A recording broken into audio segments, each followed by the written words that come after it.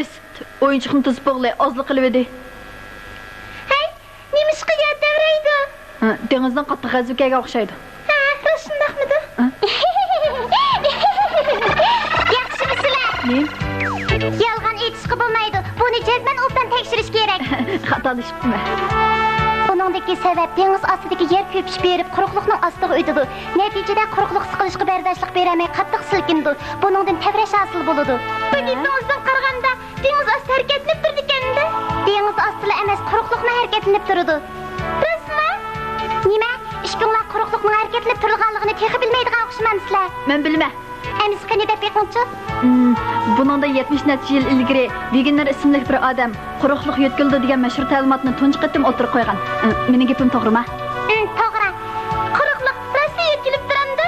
Bu gap odamning zoti shengiz kelmaydi. Bayislar chapma o'yinchiq o'ynayotmansanglar, Wegenerning ta'limoti dalmish davrini tushundirdi. U hali chapma o'yinchiq o'xshamda. Qani biz dunyo xaritasini ko'rib boqaylik. Haras bu xarita bo'lmaydi, chunki bu yaponiyaliklar ishlatadigan xarita. Mana bu Amerika, Yevropa qit'asidagilar ishlatadigan xarita. Buningda Atlantik okean markaz qilingan. Uningda nimani bayqadinglar? Ishni. Yaqinlash, jiplash. Ha? Endi bilgansizlar? Bu chatmoyinchiqqa o'xshashlikangi.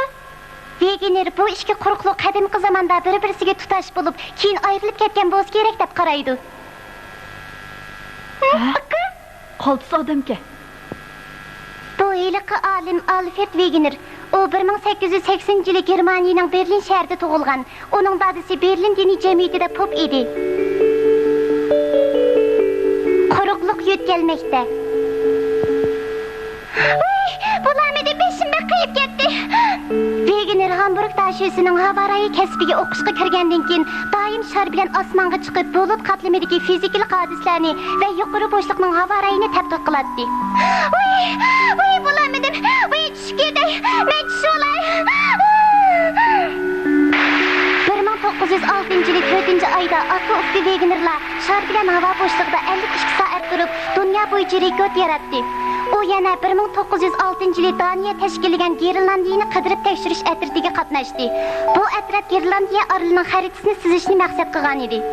Shunga ular havarayi, astronomiya, o'simlik, zoologiya, geologiya va ko'chma muz ilmi qatorliq jihatlarda tekshirish ilib bordi.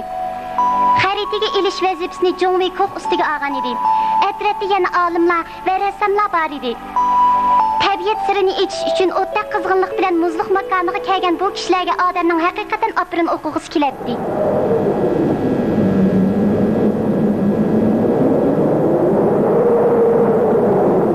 Tabiatning son-sanoqsiz siri texi echilmadi. Natonish hodislar qadamni bir uchrab turdi. Men tabiatning sirlarini tepish va uni echish uchun sagaklik bilan doim tayyor turaman. Sho'rg'amga kuchib ketdi, chatoq bo'ldi. Qo'rqinchoqlar ancha-muncha kitob o'qib qo'yib, bema'ni nazariyalarni e'lon qilish bilan qanoatlanadi. Wegener efendi, chaqanroq uyga qaytib olaylik. Yo'q, gapni qilma. Biz texi yangilik keldik. Oz deganda yana 2 yil ishlaymiz. İşkisi? Ben işlemeyim. Yani 2 yıl dursam cezmen to'nglab qolaman.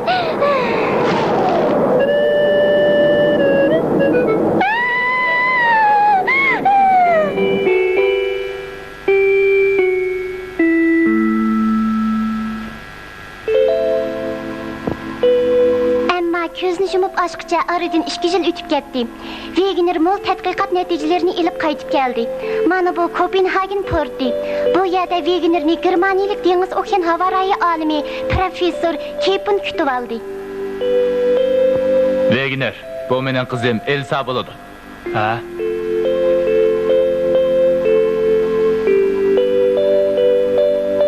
Keyin Elsa bilan Wegener to'y qildi. Sevimlik Elsa. Anlasam Gerlandiyadagi tadqiqotim yaxshi bahoga erishibdi. Shunga meni Dashoning professorligi ko'rsatibdi. Siz men bilan to'y qilishni xohlamsiz?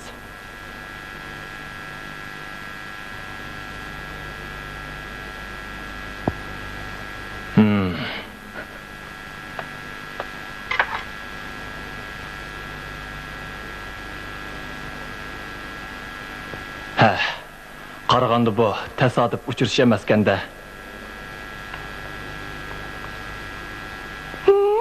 O bir nimani bayqidi bo'g'ay. Söyümlük Elsa. Men texi uni tadqiqot maqolasi yozayotgan o'xshaydi debdimi? Elsa, erinmasdan dunyo xaritasi qarsangiz shuni ko'rsiz.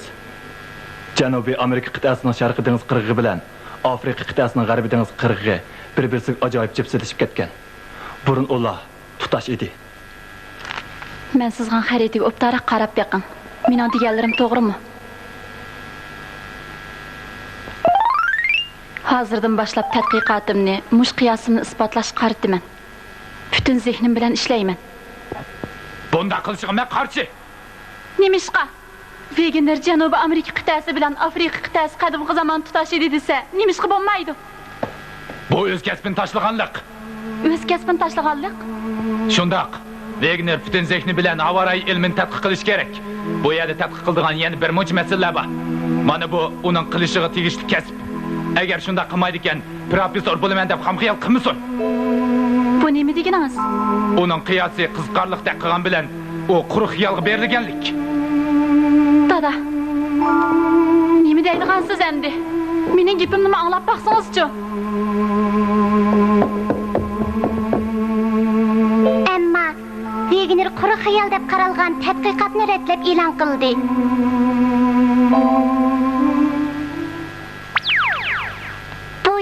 Geologiya ilmiy jamiyatining muzokara maydoni. Men kirib Wegenerni ko'rib chiqay. Bu to'limi bema'ni nazariya. Siz yer sharining paydo bo'lishini chatma o'yinchiq orqali tushuntirmoqchimi? O chatma o'yinchiq o'xshab ketadi. Lekin bo'ldilar. Netik ishlar esilog'icha, yaxshisi o'z kasbingiz bilan shug'ullaning. Janubiy Amerika qit'asining sharqiy dengiz qirg'og'i bilan Afrika qit'asining g'arbiy dengiz qirg'og'i nat jibislashib kelgan bilan Amerika qit'asining o'rta qismi bilan Yevropa qit'asining oralig'ida necha ming kilometr oraliq bor. Ha, Wegener.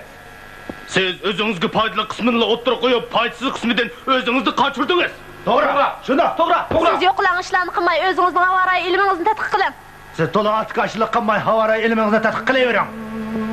Bu ishingizga menmi qarshi, Wegener. Siz butun zehningizni havoray ilmi qarting. Yana nurg'un masalalar sizning tadqiq qilishingizni kutib turadi. Agar ko'pchilikning nasihatini anglamasangiz, hargiz professor bo'lamaysiz.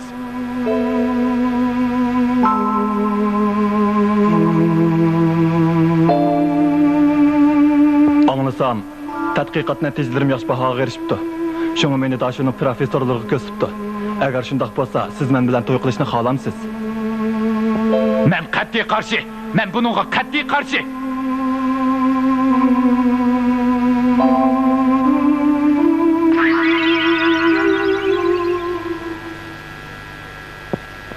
Wegener, meningcha to'xtatib qo'ysangiz bo'ladigan o'xshaydi. Yo'q, ular chatma o'yinchiq o'xshating deb masxara qis qilaversin. Men bu sirni cho'qim ochaman. Tadqiqot usuliga kelsam, bu faqat birla. Ya'ni haqiqatni izlash. Men bu mening irodam. Haqiqatni izlash?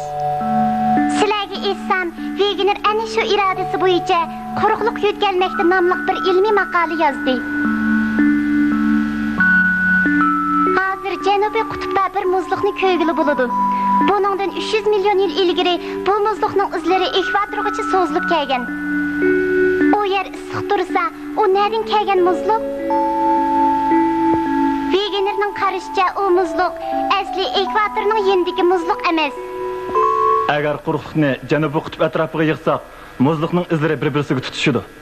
Buningdan shuni ko'rilishga bo'ladiki, bu quruqliklar ilgari Janubiy qutbning atrofida bo'lgan. Bu tutash quruqlik deb ataladi. Mana bu 200 million yil ilgarigi ish. Keyin u quruqlik yerilgan. Mana bu buningdan 180 million yil ilgarigi yer shari.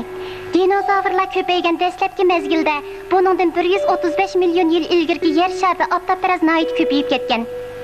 Buningdan 65 million yil ilgarigi yer sharida sut emgichi hayvonlar ko'payishga boshlagan. Bu Hindiston quruqligining o'zgarishiga diqqat qilinglar. U Janubiy qutbdan ajrab shimolga qarab yetkalgan hamda Osiyo quruqligiga berib tiralgan. Hindiston ikkinchi cho'ng quruqligining yer posti Yevropa Osiyo quruqligiga qattiq so'qilish natijasida Yevropa Osiyo quruqligining yer postini tuzib etgandan tashqari, uning qattiq qismiga Yevropa Osiyo quruqligining ostiga kirib ketgan. Buningdan tashqari Hindiston ikkinchi cho'ng quruqligining shimolidagi yer usti tosh qatlamlarida ta'tir uzilmalar paydo bo'lgan. Hamda mushu uzilmalar bo'ylab Hindiston ikkinchi cho'ng quruqligining yer usti tosh qatlamlarimi Yevropa, Osiyo cho'ng quruqligining yer ustiga chiqib ketgan. Himalaya tog'lari ana shunday hosil bo'lgan. Himalaya tog'lari aslida dengiz ostida edi.